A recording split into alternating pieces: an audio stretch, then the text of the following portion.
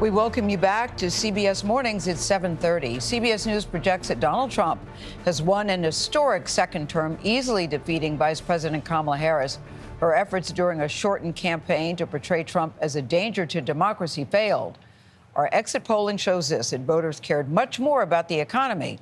Let's bring in John Dickerson and Robert Costa to show us why Americans voted the way that they did. Welcome back, you guys. It's good to have you here.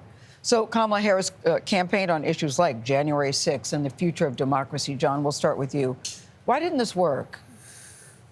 Well, he got more votes than she did. I mean, I know that, but we were saying this morning that some people believe that issues like the economy and immigration seem to transcend class and race. Is it that simple? Well, his appeal, Donald Trump's appeal, transcended class and race, and that appeal was built around the economy. It was also built around, disliking elites and experts and fancy pants people who tell you what to do with your life when you want more freedom, which is about the backlash against what happened with COVID, which isn't necessarily directly related to the economy.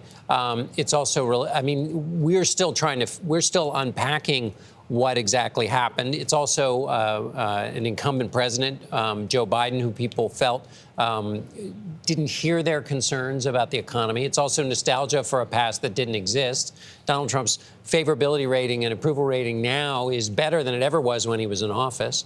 And on the question of January 6th, which is important because it is a historic event, where the leaders of the Republican Party said Donald Trump was responsible for this attack on the Capitol. You need two things. You need the people who are a part of the institution to care enough about the institution. And the Republicans who said Donald Trump was to blame for it, they changed their mind. So they didn't care enough about the institution to worry about harming the institution.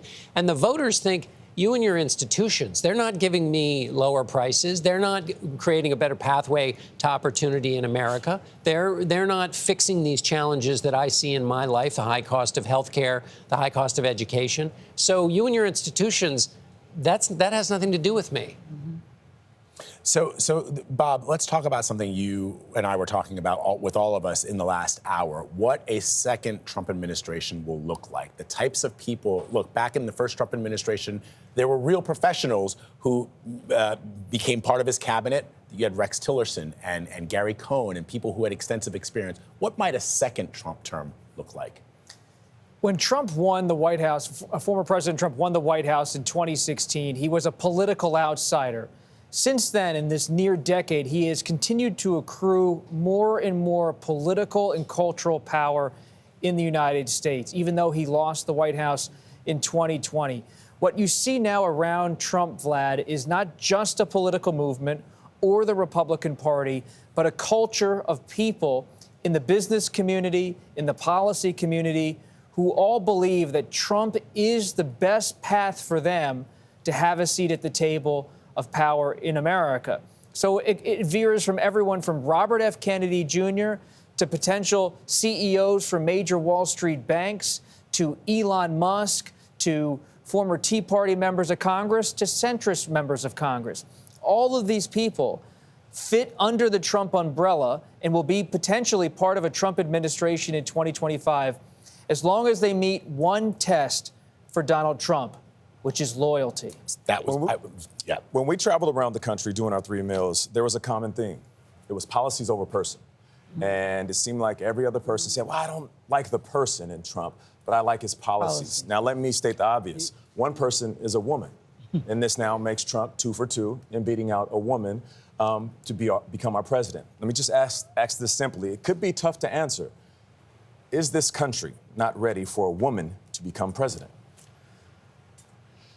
I don't know. The evidence would suggest it isn't. But also, when you look at the way that's got it. When Gayle asked her first question, that's kind of what I'm wrestling with, which is that it's hard to pull apart all the different reasons people voted for the way they did, and you don't want to make that kind of charge when somebody made a voting decision that had nothing to do with gender. Yeah. But going back to your original point, when people said policy over person, when you take the policies and strip them of the candidates who supported them, polls overwhelmingly showed that Kamala Harris's policies were more popular. So it is, people say that. They also say things like negative ads don't work, I don't listen to them.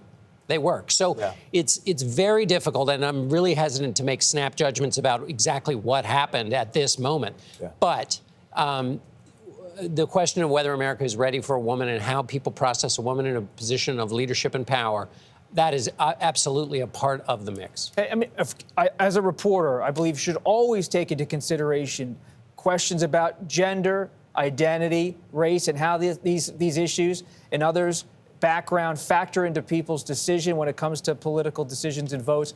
But we should remember that Vice President Kamala Harris was elected Vice President of the United States in 2020.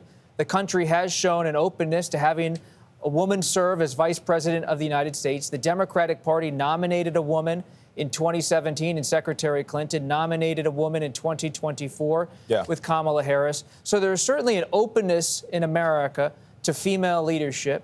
They have not broken through that glass ceiling, but they have shown an openness. Well, John, Bob, we appreciate you.